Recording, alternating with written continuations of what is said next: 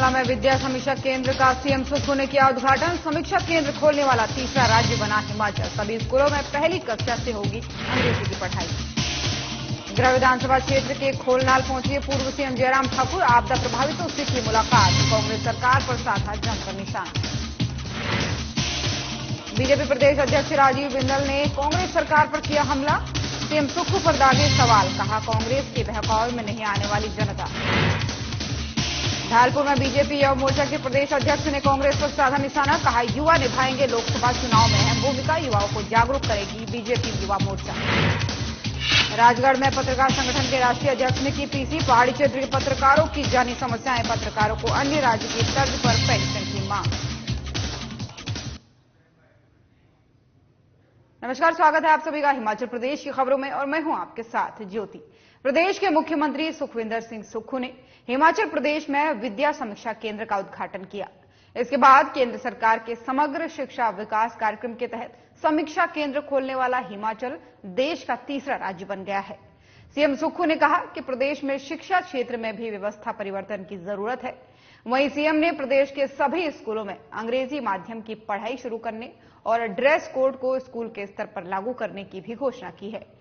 मुख्यमंत्री सुखविंदर सिंह सुक्खू ने कहा कि विद्या समीक्षा केंद्र डेटाबेस और आर्टिफिशियल इंटेलिजेंस पर आधारित होगा। उन्होंने कहा कि प्रदेश में विद्यार्थियों की शिक्षा किस तरह से चलेगी और प्रदेश में बच्चों का शिक्षा स्तर कैसा होगा, इसकी समीक्षा करने के बाद विद्या समीक्षा केंद्र आर्टिफिशियल इंटेलिजेंस की मदद लेते हुए शिक्षण संस्थाओं को निर्देश देगा, जिससे प्रदेश में शिक्षा के स्तर में सुधार किया जा सके। टनल में फंसे जो हमारे भाई है उन सब के सकुशल निकलने की भगवान से भी प्रार्थना करता हूं और आज ऐसी उम्मीद है कि वो सब सकुशल वापस निकल जाएंगे। हिमाचल के भी है, पूरे हिमाचल प्रदेश के अलावा बाहर के भी है। सब हमारे भारतवासी है, सबका सकुशल की हम कामना करते हैं। ये अब कांग्रेस पार्टी की सरकार तीन राज्यों में है, दो राज्यों में है, अच्छा काम किया है और उन कामों को देखकर दूसरे राज्यों में भी उसका प्रभाव पड़ा है। अब ये तो भविष्य में पता लगेगा कि कौन वहां सरकार बनाता है, लेकिन कांग्रेस की नीतियों को लोग सराह रहे हैं और मुझे उम्मीद है कि कांग्रेस वहां सरकार बनाएगी। देखिए, विद्या समीक्षा केंद्र डेटाबेस और आर्टिफिशियल इंटेलिजेंस पर आधारित होगा। बच्चों की शिक्षा किस स्तर की होगी, बच्चों में किस प्रकार का गुणात्मक सुधार हो रहा है, बच्चों में किस चीज की कमी है, उन सब पर अध्ययन करने के बाद, आर्टिफिशियल इंटेलिजेंस का प्रयोग करने के बाद उनको समय समय पर दिशा निर्देश दिए जाएंगे। हमारी 10 गारंटियों में एक गारंटी थी, 7वें नंबर पर गारंटी थी कि 4 इंग्लिश मीडियम के स्कूल खोले जाएंगे। पिछले दिनों हमने फैसला किया कि 4 नहीं, अब पहली कक्षा से सभी स्कूलों को इंग्लिश मीडियम के आधार पर पहली से इंग्लिश पढ़ाने की सुविधा उपलब्ध करवा दी जाएगी। उप मुख्यमंत्री मुकेश अग्निहोत्री ने हरोली रामपुर पुल के समीप बनने वाले ट्रैफिक पार्क स्थल का निरीक्षण किया। इस दौरान उन्होंने मीडिया कर्मियों को संबोधित करते हुए कहा कि हरोली विधानसभा क्षेत्र को सुंदर और सुरक्षित बनाने के लिए अनेक विकास परियोजनाओं को मूर्त रूप दिया जा रहा है, ताकि क्षेत्रवासियों को मूलभूत सुविधाओं मिलने के साथ साथ ही क्षेत्र को सुंदर, आकर्षित और सुरक्षित बनाया जा सके। इसी कड़ी में हरोली रामपुर पुल के दोनों ओर के क्षेत्र को पर्यटक सुविधा परिसर के रूप में विकसित किया जा रहा है।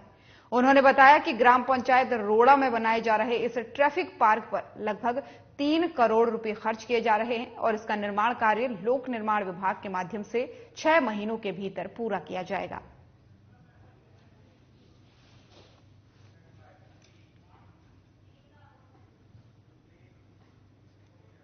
पूर्व मुख्यमंत्री जयराम ठाकुर अपने गृह विधानसभा क्षेत्र के खोलनाल पंचायत पहुंचे, जहां उन्होंने आपदा प्रभावितों से मुलाकात की। इस दौरान उन्होंने कहा कि हिमाचल में व्यवस्था परिवर्तन के नारे के साथ आई कांग्रेस सरकार ने आपदा प्रभावितों के लिए बहुत बड़े आर्थिक राहत पैकेज की घोषणा कर दी है, लेकिन कांग्रेस सरकार की ये राहत राशि 3 माह बीत जाने के बाद भी प्रभावितों को नहीं मिल पाई है। जयराम ठाकुर ने कहा कि भारी बारिश के दौरान सराज के खोलनाल पंचायत में भी सब कुछ तबाह हो चुका है। बावजूद इसके यहां के प्रभावितों को सरकार की ओर से अभी तक कोई राहत नहीं दी गई है। उन्होंने प्रदेश सरकार को घेरते हुए कहा कि जनता ने कांग्रेस को उनकी समस्याएं दूर करने के लिए चुना था, लेकिन सरकार समस्याएं कम करने की बजाय जनता को और कष्टों में धकेल रही है। सिराज विधानसभा क्षेत्र के अंतर्गत जिन पंचायतों में ज्यादा नुकसान हुआ है उसमें से एक पंचायत ये खोड़ानाल भी है, और विशेष तौर से ये खोड़ानाल का गांव पूरी तरह से तबाह हुआ है। लोगों के घर चले गए, लोगों की जमीन चले गई, सरकारी भवन बनेंगे वो भी चले गए, लोगों की पशुशाला चले गई, पशुधन चला गया। और उसके बावजूद 3 महीने बीतने के बावजूद भी हम राहत की दृष्टि से यहाँ पूछ रहे थे जब साथियों को, तो मुझे अफसोस है इस बात को लेकर के। घोषणा तो बहुत कही है कि हमने राहत का पैकेज दिया है जो आज से पहले कभी नहीं हुआ, लेकिन यहाँ अभी तक किसी व्यक्ति को राहत मिली ही नहीं। मैं यही कार्यक्रम में ही पूछ रहा था किसी को राहत मिली, बोलते मिली नहीं। आखिरकार क्यों नहीं मिली? और शिमला में बीजेपी प्रदेश अध्यक्ष डॉक्टर राजीव बिंदल ने मुख्यमंत्री सुखविंदर सिंह सुक्खू और वर्तमान कांग्रेस सरकार पर जमकर हमला बोला है। इस दौरान उन्होंने कहा कि कांग्रेस सरकार के नेता अब सरकार द्वारा लिए गए लोन की सफाई देने पर तो आ गए हैं, लेकिन वो भी ठीक तरह से दे नहीं पा रहे हैं। उन्होंने कहा कि कांग्रेस के नेता आंकड़ों का इंद्रजाल तो बुन सकते हैं, पर अब जनता आपके बहकावे में नहीं आने वाली है। इसी के साथ ही बीजेपी प्रदेश अध्यक्ष राजीव बिंदल ने कांग्रेस सरकार पर कई मुद्दों को लेकर जमकर हमला बोला।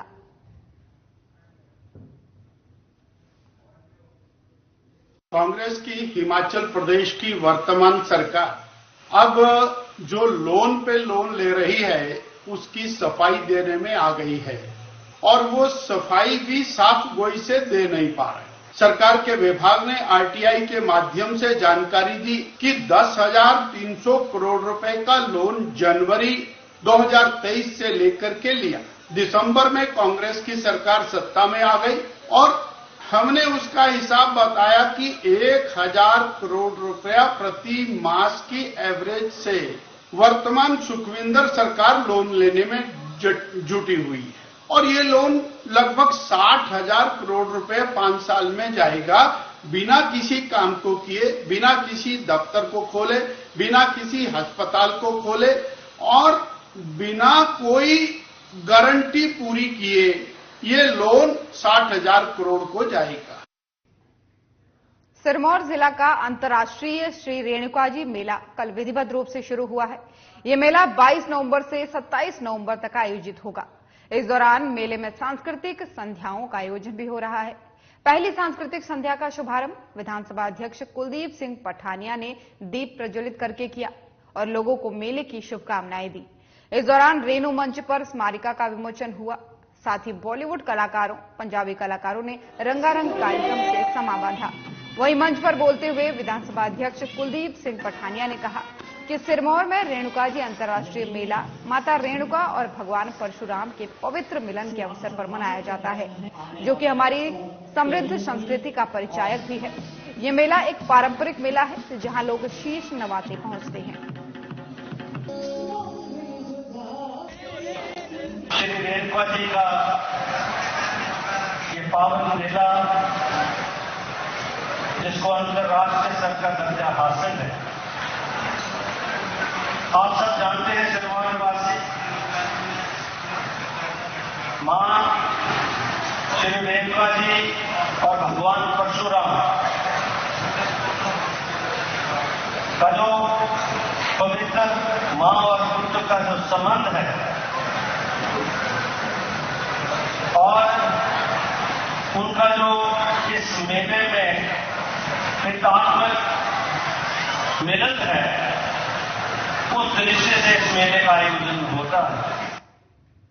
अब खबर कुल्लू से है, जहां मुख्यालय ढालपुर के देव सदन में जिला कुल्लू बीजेपी युवा मोर्चा का कार्यक्रम आयोजित किया गया, जिसमें प्रदेश अध्यक्ष तिलक राज मुख्य अतिथि के रूप में शामिल हुए। वहीं तिलक राज ने युवाओं को संबोधित करते हुए कहा कि कांग्रेस सरकार ने पहली कैबिनेट में ही युवाओं को रोजगार देने की बात कही थी, लेकिन जो युवा किसी अन्य माध्यम से अपना रोजगार हासिल कर रहे हैं उसे भी कांग्रेस सरकार के द्वारा छीन लिया गया। इतना ही नहीं, कोरोना काल में अपनी जान को खतरा डालकर जिन कर्मचारियों ने लोगों की सेवा की, उन्हें भी कांग्रेस सरकार ने बाहर का रास्ता दिखाया। ऐसे में अब पूरे हिमाचल प्रदेश में मंडल सशक्तिकरण अभियान चलाया जाएगा, जिसके तहत युवा मोर्चा मंडल में जहां बीजेपी को मजबूत करेगा, तो वहीं कांग्रेस सरकार की जन विरोधी नीतियों के बारे में भी युवाओं को जागरूक किया जाएगा। पूर्व में भारतीय जनता युवा मोर्चा की राष्ट्रीय बैठक और उसके बाद भारतीय जनता युवा मोर्चा की प्रदेश की बैठक हुई है। हाल में ही प्रदेश में युवा मोर्चा के संगठनों का गठन हुआ है और मंडल तक की रचना कंप्लीट हुई है। राष्ट्रीय से मंडल को सशक्त करना और मंडल की टीम 2024 के चुनावों के लिए अपनी अहम भूमिका निभाने के लिए पूरे जोश के साथ तैयार रहे और केंद्र सरकार की 9 साल की उपलब्धियां जन जन तक पहुंचाए। नेशनल यूनियन ऑफ जर्नलिस्ट के राष्ट्रीय अध्यक्ष राज बिहारी ने पच्छाद विधानसभा क्षेत्र के 2 दिवसीय दौरे के बाद राजगढ़ और सराहा में पत्रकारों से बातचीत की। इस दौरान उन्होंने क्षेत्र के पत्रकारों की समस्याओं को जाना। उन्होंने कहा कि हिमाचल प्रदेश पर्वतीय राज्य है और यहां विषम परिस्थितियों में पत्रकार अपना कार्य करते हैं और यहां समाचार एकत्र करना और उसे समय पर भेजना मैदानी क्षेत्र की अपेक्षा काफी कठिन है।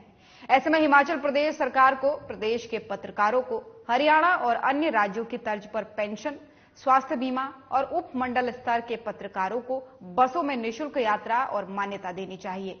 उन्होंने कहा कि नेशनल यूनियन ऑफ जर्नलिस्ट देश का सबसे पुराना और सबसे बड़ा संगठन है और एक ऐसा संगठन है जो पत्रकारों की मांगों और समस्याओं के समाधान के लिए सदैव प्रयत्नशील रहता है। हिमाचल में पत्रकारों की बहुत सारी समस्याएं हैं।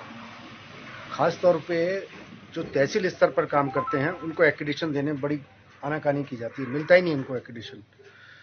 इसके साथ ही क्योंकि धीरे धीरे जैसे विकास हो रहा है तो उसके साथ साथ एक माफियागिरी भी इलाके में पनपती जा रही है, जिनके कारण अगर खबर निकालते हैं तो पत्रकारों की जान को खतरा रहता है। तो इसलिए हम बहुत जल्दी ही हिमाचल प्रदेश के मुख्यमंत्री सुक्खू जी से मिलकर पत्रकारों की सुरक्षा के लिए कानून बनाने, पत्रकारों को एक्रेडिटेशन देने, पत्रकारों को पेंशन देने और यातायात सुविधा दिलाने के लिए मांग करने वाले हैं। इसके लिए हम अपने सभी साथियों के साथ विचार विमर्श करके एक बड़ा ज्ञापन तैयार करके मुख्यमंत्री को देंगे। और हिमाचल प्रदेश की खबरों में फिलहाल इतना ही। नमस्कार।